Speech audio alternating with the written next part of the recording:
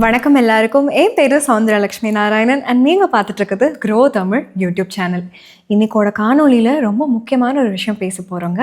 நம்ம 2026 வலுவான செயல்திறன் காட்டும் 4 பங்குகளை தான் கடந்த சில வருடங்களை காட்டிட்டு இருக்கு. அதை தான் பார்க்க போகிறோம். அண்ட் நன்றாக சீரமைக்கப்பட்ட மதிப்பீடு அளவுறுகளையும் பார்க்க போகிறோம். பட் ஏன் இந்த பங்குகள் நம்மளோட கண்காணிப்பில் இருக்குது அப்படின்னு தெரியணும்ல. ஒரு நிறுவனம் முன்னணி ஆட்டோ லைட்டிங் சப்ளையராக இருக்காங்க. இவங்களோட ROC 25% மேல இருக்கு. அண்ட் ஆல்மோஸ்ட் இந்த நிறுவனம் டெட் ஃப்ரீயா இருக்காங்க. பேலன்ஸ் ஷீட் பார்த்தோம்னா இரண்டாவது நிறுவனம் ஒரு மலிவு விலையில வீட்டு நிதியாளரா இருக்காங்க.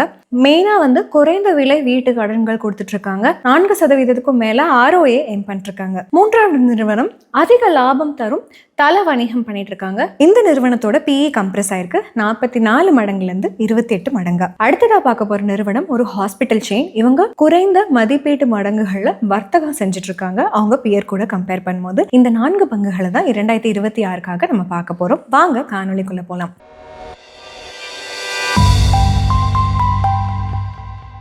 முதல் பங்கு ஃபியாம் இண்டஸ்ட்ரீஸ். கடந்த 3 வருடமா இந்த நிறுவனத்துடைய விற்பனை 1.5 மடங்கு வளர்ந்திருக்கு. நிகர லாபம் 2.2 மடங்கு வளர்ந்திருக்கு. மெயினா காரணம் என்னன்னு பாத்தீங்கன்னா லாப வளர்ச்சிக்கு நிலையான நேர்மறை விளிம்பு விரிவாக்கம் தான். அதாவது மார்ஜின்ஸ் 12%லேருந்து 13% பெட்டர் ஆயிருக்கு. மெயினா உற்பத்தி செலவு குறைப்பு செய்ததுனால தான். இந்த ஃபியாம் நிறுவனத்துடைய சக ஒப்பீடு நம்ம பார்க்கலாம். ஃபியாம் இண்டஸ்ட்ரீஸோட 3 வருட விற்பனை வளர்ச்சி 15%. இது ஊனா மிண்டாவோட 26%, லூமேக்ஸ் ஆட்டோட 34% விட கம்மியாக தான் இருக்கு. ஆனா ஊனோ மிண்டா, லூமேக்ஸ் அப்புறம் பாராக் 48 to 66x PE, 1.35 to 1.8x PEG இருக்காங்க. பட் அதே சமயத்துல ஃபியாமோட PE பார்த்தோம்னா 26.9 மடங்கும் PEG 0.9 மடங்கும் இருக்கு. முன்னிலைப்படுத்துகிறது. நம்ம ஒப்பிடு அளவுல பார்த்தோம்னா கவர்ச்சிகரமான மதிப்பீடும் கொடுத்திருக்கு. இந்த நிறுவனம் இந்தியாவுடைய முன்னணி வாகன விளக்குகள் மற்றும் கண்ணாடி உற்பத்தி நிறுவனமா இருக்காங்க. அதாவது வாகனத்துக்கு தேவையான கண்ணாடி. இந்த நிறுவனம் என்னெல்லாம் தயாரிப்பு செய்யறாங்கன்னா ஹெட் லேம்புகள், டெயில் லேம்புகள், இண்டிகேட்டர்கள், பேக் லேம்புகள், ரியர் வியூ மிரர்கள் மற்றும் பிளாஸ்டிக் மோல்டு செய்யப்பட்ட சில பாகங்கள், இது எல்லாத்தையுமே இந்த நிறுவனம் தயாரிப்பு செஞ்சுட்டு இருக்காங்க. H1 FY26 47.8% நிறுவனத்தோட வருவாய் ஆட்டோமேட்டிக் LED விளக்குகள்ல இருந்து, 27% ட்ரெடிஷனல் விளக்குகள்ல இருந்தும், 10.8% ரியர் வியூ கண்ணாடிகள், 9% பிளாஸ்டிக் மோல்டு செய்யப்பட்ட ப்ராடக்ட்கள் இருந்து வந்திருக்கு. இந்த நிறுவனத்துடைய கிளையண்ட்ல யாரெல்லாம் இருக்காங்கன்னு பாத்தீங்கன்னா லீடிங் ஆட்டோமொபைல் போட்டியாளரான Honda, TVS, Tata Motors, Mahindra, இவங்க எல்லாருமே இருக்காங்க. இந்த நிறுவனத்துடைய ரிசல்ட்ஸை பார்க்கலாம். Q2 FY26 நிறுவனத்துடைய விற்பனை 17% அதிகமா இருக்கு, 715 கோடியா. ஏன்னா வலுவான தேவை இருக்கு அதனுடைய OEM கிளைண்ட்ஸான TVS, Royal Enfield, Yamaha கிட்ட இருந்து. செயல்பாட்டு லாபம் 22% அதிகமா இருக்கு, 99 கோடியா. மார்ஜின்ஸ் 100 BPS, அதாவது பேசிஸ் பாயிண்ட் அதிகமாக இருக்கு, 14%. மேனேஜ்மெண்ட் என்ன சொல்றாங்கன்னா இந்த மார்ஜின் இம்ப்ரூவ்மெண்ட் அதிகமா LED லைட்டிங் தேவை, அதனால தான் சொல்லியிருக்காங்க. அண்ட் அதிகரித்து வரும் விற்பனையிலிருந்து செயல்பாட்டு திறன் அப்படிங்கிறது தான் இந்த மேனேஜ்மெண்ட் சொல்லியிருக்காங்க. அண்ட் போக போக இந்த 14% ஆப்ரேட்டிங் மார்ஜினை தக்க வைக்கலாம் அப்படின்னு சொல்லியிருக்காங்க. இந்த நிறுவனத்தோட நிகர லாபம் 28% இயர் ஆன் இயர் வளர்ந்திருக்கு, 64 கோடியா. நெட் மார்ஜின் 8.2லேருந்து 9%. வளர்ச்சி நம்ம என்னன்னு பார்க்கலாம். growth outlook. ஃபியம் கெபெக்ஸ் 54 கோடியா இருந்தது FY23, 138 கோடியா FY25 அதிகமா இருக்காங்க. ஒட்டுமொத்த சராசரி வளர்ச்சி விகிதமா 37%. அவங்க ரெவென்யூ கைடன்ஸ் 15லேருந்து 20% மேனேஜ்மெண்ட் கொடுத்துருக்காங்க. FY27 டூ வீலர் இண்டஸ்ட்ரியில மெயினா LED காம்பனண்ட் புது மாடல் லான்ச் பண்றதுனாலையும் EV சம்பந்தப்பட்ட OEM கிளைண்ட் ஆன்போர்ட் பண்ணதுனாலையும். கேஷ் ஃப்ளோ ஸ்டேட்மெண்ட், அதாவது பணப்புழக்க அறிக்கை என்ன அப்படின்னு பார்த்துடலாம். FY25 cash from operation CFO 73% அதிகமா இருக்கு, 233 கோடியா. வரவுகள் மற்றும் சரக்கு கொஞ்சம் அழுத்தம் கொடுத்திருக்கு. கம்பெனியோட CFO டு நெட் ப்ராஃபிட்டோட விகிதம் 81% இருந்தது FY24, 114% இருந்திருக்கு FY25. கேஷ் ரிலைசேஷன் பெட்டரா இருக்கு. இந்த ரேஷியோ H1 FY26 78%. ப்ரொமோட்டர்ஸ் அவங்களுடைய ஹோல்டிங் 66.56% FY25 இருந்தது, 58.96% கம்மி பண்ணிருக்காங்க. செப்டம்பர்ல 54% கம்மி பண்ணிருக்காங்க. FII DIA ஸ்டேக் அதிகம் பண்ணிருக்காங்க. CFO to net profit ratio 81% FY24, 14%, FY25 பண உணர்தல் பெட்டரா இருக்கு அப்படிங்கிறது தான் இது சொல்லுது. இதுவே 78% வந்திருக்கு H1ல. 18 செப்டம்பர் 2025ல ப்ரொமோட்டர்ஸ் ஆல்மோஸ்ட் 4.45% ஸ்டேக் வந்து ஓப்பன் சந்தையில வித்திருக்காங்க. இதுக்கப்புறமாவும் இந்த பங்கு வந்து அதனுடைய அப் ட்ரெண்ட் கண்டினியூ பண்ணிருக்கு. என்ன காட்டுதுன்னா சந்தை இந்த விஷயத்த வந்து ரொம்ப நெகட்டிவா பார்க்கலான்னு காட்டுது. நிறுவனத்தோட அபாயங்கள் அதுக்கப்புறம் சவால்கள் என்னன்னு பார்த்துடலாம். ஃபியம்னுடைய வணிகம் வந்து ரொம்ப கான்சென்ட்ரேட்டடா இருக்கு. H1 FY26ல டாப் 3 கிளைண்டான டிவிஎஸ், ஹோண்டா, யமஹா கிட்டந்து 72% வருவாய் வந்திருக்கு. மேஜர் OEM வந்து ஆர்டர் ரெடியூஸ் பண்ணாலோ, சப்ளையர் மாத்தினாலோ, பேக்வர்ட் இன்டெகிரேட் பண்ணாலோ இவங்களுடைய வருவாய் வந்து இம்பாக்ட் பண்ணப்படும். நிறுவனத்துடைய டிமாண்ட் வந்து ஆட்டோ சேல்ஸ் பொறுத்து இருக்கும். ஸோ ஆட்டோமொபைலோட தேவை வந்து கம்மியாச்சு அப்படின்னா டாப் லைன்ல இருக்கிற வளர்ச்சி வந்து சவாலாகவே இருக்குன்னு சொல்லலாம். இன்னைக்கோட காணொலியில நம்ம இரண்டாவதா பார்க்க போற பங்கு வந்து ஆதார் ஹவுசிங் ஃபினான்ஸ். இந்த நிறுவனத்துடைய வருவாய் வந்து 1.8 மடங்கு அதிகமாயிருக்கு. FY22 to 25ல நிதி லாபம் வந்து 2.1 மடங்கு வந்து அதிகமாயிருக்கு. வருவாயின் சதவீதமா பணியாளர் செலவு வந்து நம்ம பார்த்தோம்னா இது படிப்படியா மிதமாயிருக்கு அப்படின்னு நம்ம பார்க்கலாம். பாசிட்டிவா ஃபினான்ஸ் மார்ஜினை இம்பாக்ட் பண்ணியிருக்கு. இது எக்ஸ்பேண்ட் ஆயிருக்கு 400 பேசிஸ் பாயிண்ட்கள். நிகர லாபம் வந்து டபுள் ஆயிருக்கு. ஸ்டெடியா ப்ராஃபிட்டபிலிட்டி அதிகமாகுதுன்னு காட்டுது. ஸ்கேல் இன்க்ரீஸ் ஆகாது. கம்பெனி அஃபோர்டபுளான ஹோம் கடன்கள் EWS, அதாவது economically weaker section, LIG, low income group கஸ்டமர்களுக்கு 55% லோன் வந்து சேலரிட் எம்ப்ளாய்ஸ் எடுத்திருக்காங்க FY25ல. 73% இவங்களோட லோன் புக் வந்து வீடு கடன் தான். 27% மைக்ரோ லேப், அதாவது லோன் அகெயின்ஸ்ட் ப்ராப்பர்ட்டிலிருந்து வந்திருக்கு. Q2 FY26ல இந்த நிறுவனத்துக்கு 600க்கும் மேற்பட்ட பிரான்ச் 22 மாநிலங்கள்ல 3.15 லட்சம் நுகர்வோர்கள் இருக்காங்க. பிரைமரி டீப் மார்க்கெட்டான டயர் 4 அண்ட் டயர் 5ல இருக்கிற நகரங்கள்ல தான். நிறுவனத்துடைய சில கீ மெட்ரிக்ஸ் வந்து நம்ம பார்த்தோம்னா AUM இது என்ன சொல்லுதுன்னா டோட்டல் சைஸ் கடன் வந்து இந்த நிறுவனம் எவ்வளோ கொடுத்துருக்காங்கன்னு சொல்லுது. 21% வளர்ந்துருக்கு H1 FY26ல. டிஸ்பர்ஸ்மெண்ட், அதாவது நியூ அமௌண்ட் ரிலீஸ் பண்ணுவாங்க நுகர்வோர்களுக்கு அந்த பீரியட்ல, அதுவும் 16% வளர்ந்துருக்கு H1 FY26ல. AUM versus disbursement growth பார்த்தோம்னா FY24ல இது வந்து 23% இருந்திருக்கு. FY25 அதுக்கப்புறம் H1 FY26ல 21% கொஞ்சம் சாஃப்ட் ஆயிருக்கு.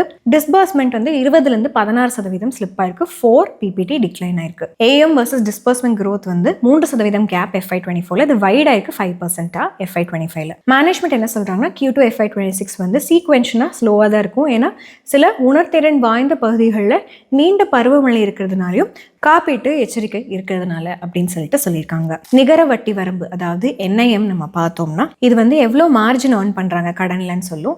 இது ஆல்மோஸ்ட் ஸ்டேபிளா 5.9% இருந்திருக்கு Q2 FY25 Q2 FY26ல. மகசூல் டிக்ளைன் ஆயிருக்கு. பட் சீப்பர் ஃபண்டிங் வந்து எந்த நெகட்டிவ் இம்பாக்டும் மார்ஜின்ஸ்ல கொடுக்கல. மொத்த NPA, அதாவது எவ்வளோ லோன் வந்து 90 நாட்களுக்கும் மேலே ஓவர்டியூவாக இருக்கோ அது 1.4% Q2 FY26ல வெறும் 10 BPS ஹையராக இருக்கு லாஸ்ட் இயர் கம்பேர் பண்ணும்போது. நிகர NPA வந்து இன்க்ரீஸ் ஆயிருக்கு 10 BPS இயர் ஆன் இயர். இது என்ன சொல்லுதுன்னா ரீகிளாசிஃபிகேஷன் சில ஓவர்டியூ லோன்ஸ் வந்து ஸ்டேஜ் 2லேருந்து ஸ்டேஜ் 3 ஆயிருக்கு.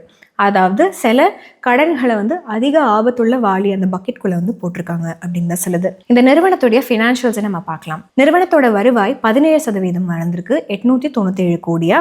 21% AUM எக்ஸ்பான்ஷன். Finance cost 20% வளர்ந்திருக்கு. 21% கடன்கள்ல அதிகமாக இருந்திருக்கு. மேனேஜ்மெண்ட் வந்து காஸ்ட் ஆஃப் ஃபண்ட்ஸ் சாஃப்டா இருக்குன்னு சொல்றாங்க 7.9%. Q2ல நிதி லாபம் வந்து 16% வளர்ந்திருக்கு. ஸ்ப்ரெட் வந்து 5.9%. Q2 FY26ல 10 BPS இன்க்ரீஸ் ஆயிருக்கு. Q1ல லோவர் காஸ்ட் இருந்திருக்கு. மேனேஜ்மெண்ட் வந்து முழு ஆண்டு பரவல் வந்து 5.8% இருக்குன்னு சொல்றாங்க. இயக்க செலவுகள் 16% அதிகமாயிருக்கு. ரெவென்யூ growth விட கொஞ்சம் கம்மி தான். மெயினா வந்து 20 புது பிரான்ச்னால. ஓவராலா செலவு வருமான விகிதம் வந்து இம்ப்ரூவ் ஆயிருக்கு, மேம்படுத்தப்பட்டிருக்கு 30 BPS. நல்ல எஃபிஷியன்சி காட்டுது. நிகர லாபம் 17% வளர்ந்திருக்கு. 8 கோடி ரெக்கவரிஸ்ல இருந்திருக்கு ஓல்ட் ரைட் ஆஃப் போர்ட்ஃபோலியோல. அடிமட்டத்தை உயர்த்துகிறது அப்படின்னு நம்ம சொல்லலாம். சரிங்களா? அதெல்லாமே நிறுவனத்துடைய growth அவுட்லுக்கை நம்ம இப்போ பார்க்கலாம். மேனேஜ்மெண்ட் இதை பத்தி என்ன சொல்றாங்கன்னு பாருங்க. AUM ग्रोथ पति चलिए यहाँ पे ग्रोथ के लिहाज से अगर हम देखें तो 18 से 20% growth guidance surprise on the upside, क्या कहेंगे आप, इसको कैसे समझाएंगे? कविता जी, AUM पे हम ग्रोथ गाइडेंस 20 से 22% का बोल रहे हैं. H1 का ग्रोथ हमारा 21% रहा है, जो कि बहुत अच्छी ट्रैजेक्टरी पर रहा है. और मेरे को कोई भी ऐसा अभी चीज ऐसी होती हुई नहीं दिख रही है कि हम 21-22% आगे जाके ईयर एंड पे अचीव ना कर पाए. ऑलराइट, चलिए काफी पॉजिटिव आप यहाँ पे साउंड कर रहे हैं, काफी ऑप्टिमिस्टिक. மொமெண்டம் H1ல ஸ்ட்ராங்கா இருக்கு. ஹிஸ்டாரிக்கலா H2 தான் ஃபாஸ்டா இருந்திருக்கு. 60% வணிகம் வந்து டிபிக்கலா செகண்ட் ஹாஃப்ல தான் வந்திருக்கு. லாபத்துல நம்ம பார்த்தோம் அப்படின்னா நிறுவனம் வந்து 4.2லேருந்து 4.3% ROA மெயின்டைன் பண்றாங்க. எவ்வளோ ப்ராஃபிட் அவங்க அசெட்ஸ்லேருந்து எடுக்கிறாங்கிறது அர்த்தம். கடன் செலவுகளை 25லேருந்து 27 பேசிஸ் பாயிண்ட்ல முழு வருடமும் வைக்கலான் இருக்காங்க. கம்பெனி வந்து 50-50 மிக்ஸ் இருக்கலான் இருக்காங்க அர்பன் எமர்ஜிங் மார்க்கெட்ஸ் கூட. எமர்ஜிங் மார்க்கெட் டயர் 4 அப்புறம் டயர் 3 டவுன்ல வந்து அதிகமாக மகசூல் கொடுக்கும். அடுத்த 3 வருடத்துல 50லேருந்து 60 பிரான்ச் வந்து ஆட் பண்ணலான் இருக்காங்க. நெட்வொர்க்கை 750 பிரான்ச்சா FY28ல பெட்டர் பண்றதுக்கு RBI 125 BPS rate cut management என்ன கமெண்ட் பண்றாங்கன்னு பாருங்க. आधी से ज्यादा जनता हम एक्सपेक्ट नहीं कर रहे थे कि कोई रेट कट आएगा. कुछ लोग बहुत पॉजिटिव थे, बट बहुत वेलकम मूव है. टोटल अभी इस फाइनेंशियल इस कैलेंडर ईयर में देखें तो 125 बेसिस पॉइंट्स का रिपो रेट कट हो चुका है.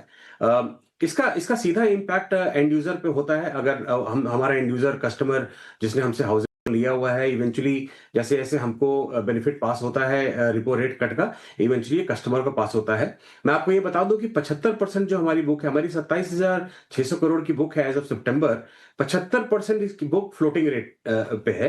फ्लोटिंग रेट का ये मतलब हुआ कि सारे कस्टमर जो बेनिफिट है ये 75% कस्टमर्स को पास ऑन हो जाएगा with a lag of couple of months. थोड़े 2 महीने लगते हैं ऑपरेशनलाइज करने में, बट ये इवेंचुअली कस्टमर को पास ऑन हो जाएगा. கம்பெனி ரிஸ்க் பார்த்தோம்னா ஆதார் ஹவுசிங் வந்து 44% லோன் புக் வந்து செல்ஃப் எம்ப்ளாய்டு, அதுக்கப்புறம் பெரும்பாலும் முறைசாரா வருமான கடன் வாங்குபவர்கள் கிட்ட தான் கொடுத்துருக்காங்க. ஸோ அவங்களோட வருமானம் எல்லாம் நிலையற்றதா இருக்கும். பொருளாதாரத்துல மந்த நிலை இருந்துச்சு அப்படின்னா அவங்க அந்த கடனை திருப்பி தர எபிலிட்டி வந்து கம்மியாயிடும். ஸோ அது ஒரு பெரிய சவால். நம்ம மூன்றாவதா பார்க்கக்கூடிய பங்கு இன்னைக்கு பார்த்தீங்கன்னா எல்லாருமே இது வந்து ஹெட்லைன்லாம் பார்த்துருப்போம், இந்தியன் எனர்ஜி எக்ஸ்சேஞ்ச். இந்த பங்கோட பேரை கேட்டோன்னே நீங்க நினைப்பீங்க ரீசெண்டாக ஃபால் ஆயிருக்கு, துண்டிக்கும் செய்தி இந்த பங்கை பற்றி வந்திருக்குன்னு. IEX ஸ்டாக் வந்து 208 210ல் வந்து ட்ரேட் ஆகிட்டு இருந்தது. பட் CERC அதாவது சென்ட்ரல் எலக்ட்ரிசிட்டி ரெகுலேட்டரி கமிஷன் சந்தை இணைப்பை பற்றி சொன்னோன்னே இந்த பங்கு ஆல்மோஸ்ட் 30% வந்து கரெக்டாக இருக்குன்னு நம்ம பார்க்கலாம். மார்க்கெட் கப்ளிங் அதாவது எல்லா ஆர்டர்ஸும் பவர் எக்ஸ்சேஞ்ச்லேருந்து ஒரே பிளேஸ்லேருந்து கலெக்ட் பண்ண போகிறாங்க அப்படின்னு சொல்லியிருக்காங்க. ஸோ சிங்கிள் ப்ரைஸ் தான் இருக்கும் என்டையர் கண்ட்ரிக்கு பார்த்தோன்னா. IEXோட மோனோபோலியே ப்ரைஸ் டிஸ்கவரி தான், காம்படிட்டர்ஸ்க்கு ஒரு ஃபேர் சான்ஸ் கொடுக்கறது. கடந்த 3 வருடமா நிறுவனத்துடைய விற்பனை 1.25 மடங்கு வளர்ந்திருக்கு. செலவுகள் 1.33 மடங்கு சேல்ஸ் growth அவுட் பேஸ் பண்ணிருக்கு. இயக்க விளிம்புகள் வந்து 100 பேசிஸ் பாயிண்ட் ஃபால் ஆயிருக்கு, ஏன்னா மற்ற செலவுகள் அதிகமானதுனால. லாபம் 1.37 மடங்கு அதிகமாயிருக்கு, மற்ற வருமானம் அதிகமா இருக்கிறதுனால. அதே சமயத்துல ஃபண்ட் ஹவுசஸ் வந்து பொசிஷன்ஸ் இன்க்ரீஸ் பண்ணிக்காங்க. லைக் பராக் பரிக் 4%, ICICI Prudential 1.6. அதே சமயத்துல IEX ரஃப்லி 44x PE ட்ரேட் ஆயிருக்கு ஜூலை 2025ல. இந்த மார்க்கெட் கப்ளிங் அனௌன்ஸ்மெண்ட் வந்ததுக்கு அப்புறம் வேல்யூவேஷன் ஷார்ப்பா கம்ப்ரஸ் ஆகி இப்ப 28x PE தான் ட்ரேட் ஆயிட்டு இருக்கு. இது வந்து கரண்ட் PE மீடியன் விட கீழே தான் இருக்கு. அண்ட் அந்த கரெக்ஷன் லார்ஜாக எதனால நடந்ததுன்னா சந்தை வந்து அந்த ரெகுலேட்டரி இம்பாக்டை ஃபுல்லி ஃபேக்டர் பண்ணதுனால இந்த மார்க்கெட் கப்ளிங். பட் ஒரு இம்பார்ட்டண்ட்டான பாயிண்ட் என்னன்னா மார்க்கெட் கப்ளிங் ஃபுல்லாக இம்ப்ளிமெண்ட் பண்ணல, இந்த ப்ராசஸ் டைம் ஆகும். IEX தான் அது வரைக்கும் டாமினன்ட் பிளேயராக இருக்காங்க இந்த கலெக்டிவ்ஸில்.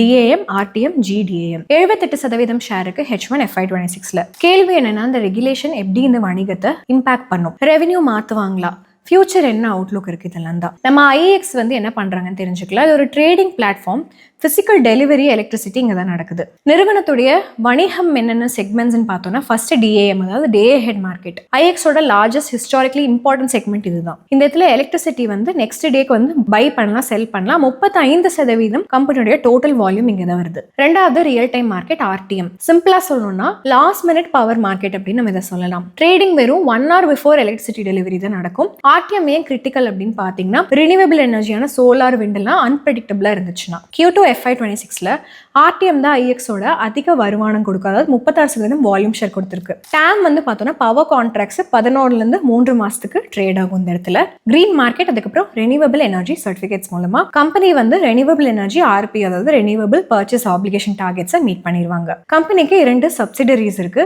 IGX அதாவது இந்தியன் கேஸ் எக்ஸ்சேஞ்ச் இந்தியாவுடைய பிசிக்கல் கேஸ் ட்ரேடிங் எக்ஸ்சேஞ்சா இருக்காங்க. 37% volume growth, 57% PAT jump Q2 FY26ல பார்த்திருக்காங்க. இரண்டாவது வந்து ICX, இது வந்து இன்டர்நேஷனல் கார்பன் எக்ஸ்சேஞ்ச் சொல்லலாம். இந்தியாவோட IREC வந்து 3.8 மில்லியன் சர்டிஃபிகேட் Q2 FY26ல கொடுத்திருக்காங்க. நிறுவனத்தோட ஃபினான்ஷியல்ஸ் பார்த்தோம்னா Q2 FY26ல ரெவென்யூ 139 கோடி, இது 152 கோடி அதிகமா இருக்கு. இது வந்து 9% growth. இது வந்து ஸ்ட்ராங்கா 16% growth எலக்ட்ரிசிட்டி வால்யூம்ஸ்னால தான் நடந்திருக்கு. பட் லோவர் REC ட்ரேடிங்னால ஆர்ஏசி ஃபீ வந்து 40லேருந்து 20 ரூபாயா கம்மி பண்ணியிருக்காங்க. ஃபுல் பெனிஃபிட் இந்த வால்யூம் வளர்ச்சியோடது வருவாயில வந்து இன்னும் ரிஃப்ளெக்ட் ஆகல. மார்ஜின்ஸ் பெட்டர் ஆயிருக்கு. ஆப்ரேட்டிங் மார்ஜின் வந்து 100 பேசிஸ் பாயிண்ட் பெட்டர் ஆயிருக்கு.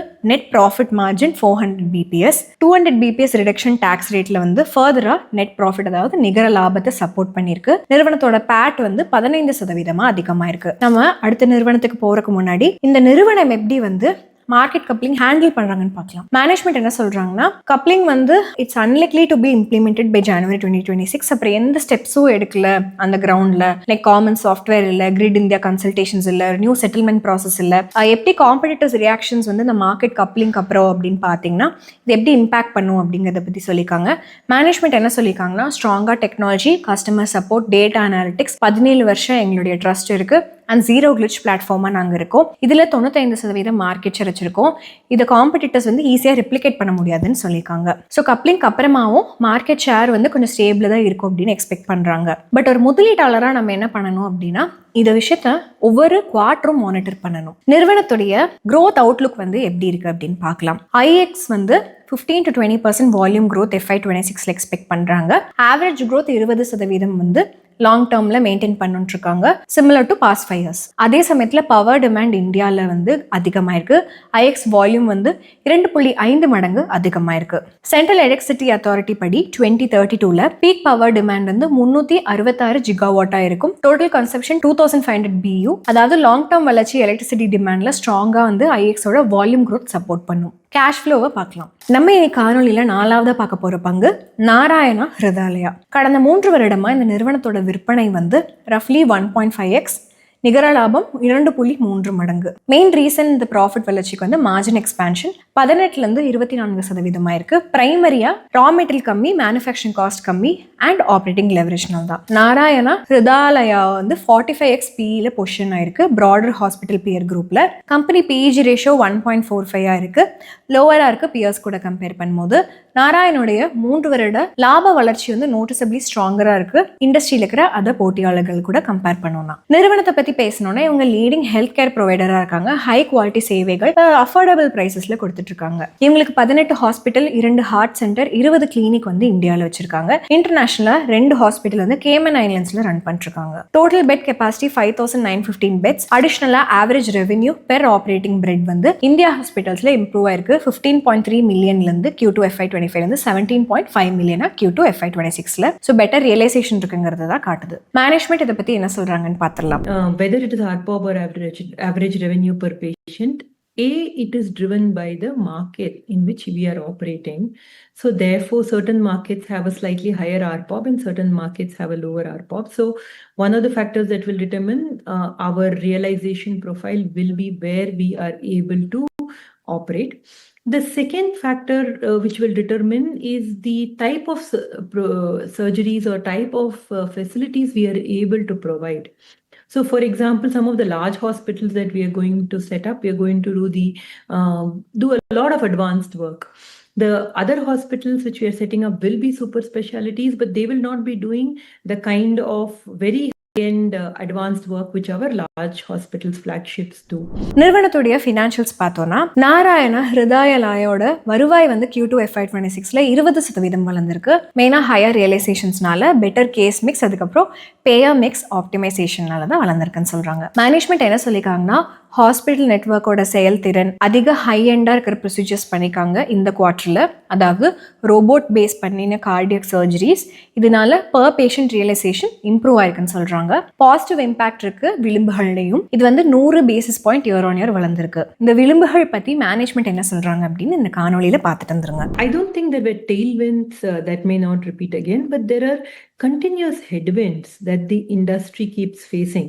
So to that extent, I don't want to give a forward guidance on whether the margins are normalized, but what I can definitely say is that for that revenue throughput that we achieved, the cost base that we have achieved, we can sustain, subject to any headwinds that may come depending on how, there are various, like for example, the new labor law has got passed. We are still assessing the impact of that. There are cost headwinds that keep coming in the healthcare sector. Currency is a big factor. because a lot of our equipments are imported. So there are many headwinds that come, but I would definitely say that the cost base for Q2 is normalized. அதிகமாக interest and depreciation இருந்தாலும் bad 29.6% வளர்ந்திருக்கு. நிறுவனத்துடைய operating செயல்திறன் பலமாக இருந்திருக்கு. நிறுவனத்துடைய growth Outlook பார்த்தோம் அப்படின்னா நிறுவனம் வந்து 3000 கோடி FY 26 to 28 இன்வெஸ்ட் பண்ணலான்னு இருக்காங்க. கெப்பாசிட்டி எக்ஸ்பேண்ட் பண்றதுக்கு அடுத்த 3 to 4 வருடத்துல 1500 புது பெட் இருக்கும். டோட்டல் கெப்பாசிட்டி 7600 இருக்கு. FY 30 pets. growth வந்து பெங்களூர், கொல்கட்டா, ராய்ப்பூர்ல ஃபோக்கஸ் பண்ணிருக்காங்க. நிறுவனத்துடைய கேஷ் ஃப்ளோ பார்த்தானா நாராயணா ஹெல்த் வந்து ஆப்ரேட்டிங் கேஷ் ஃப்ளோ கொஞ்சம் பலமாவே இருந்திருக்கு. கம்பெனி வந்து கண்டினியூஸா லாபத்தை பணமா மாத்துறாங்க. இது கிளியரா நம்ம CFOB பேட் அந்த விகிதம் பார்த்தோம்னா 152% H1 FY 26ல அதிகமாக இருக்கு. அவுட்ஃப்ளோ இருக்கு ரிசீவபிள்ஸ்ல, பட் இன்ஃப்ளோ 60 கோடி வந்து பேயபிள்ஸ்ல இருந்து இருந்திருக்கு. இது ஓவராலா ஆப்ரேட்டிங் கேஷை வந்து பலமா காய்ச்சிருக்கு. சில ரிஸ்க் பார்த்தோம்னா 62% நிறுவனத்தோட வருவாய் பெங்களூர், கொல்கட்டால இருந்து வருது. ஸோ கான்சென்ட்ரேஷன் ரிஸ்க் இருக்கு. அடிஷனலா 80% பிளான்டு கேபெக்ஸ் வந்து டெட் மூலமா ஃபண்ட் பண்ண போறாங்க. இதனால மார்ஜின் ப்ரெஷர்ஸ் இருக்கும், லெவரேஜ் இருக்கும், ஒர்க்கிங் கேபிட்டலும் அஃபெக்ட் ஆக வாய்ப்பு இருக்கு. சரி, மேனேஜ்மெண்ட் இதை பத்தி என்ன சொல்றாங்க அப்படின்னு பார்க்கலாம். If you look at our capex plan, they are largely being debt funded, and we've also been able to create very meaningful project finance arrangements with the banks.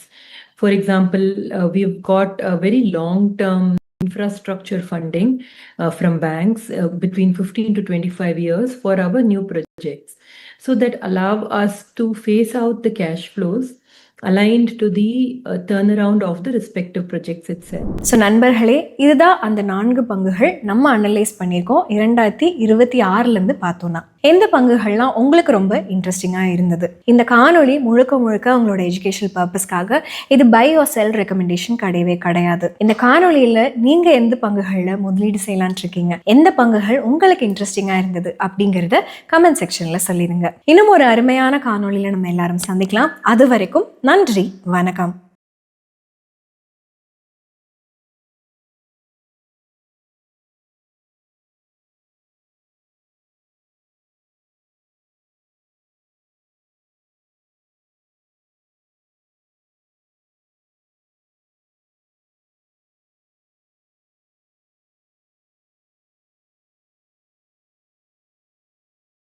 Investment in securities market are subject to market risks. Read all the related documents carefully before investing. Please read the risk disclosure documents carefully before investing in equity shares, derivatives, mutual fund, and or other instruments traded on the stock exchanges.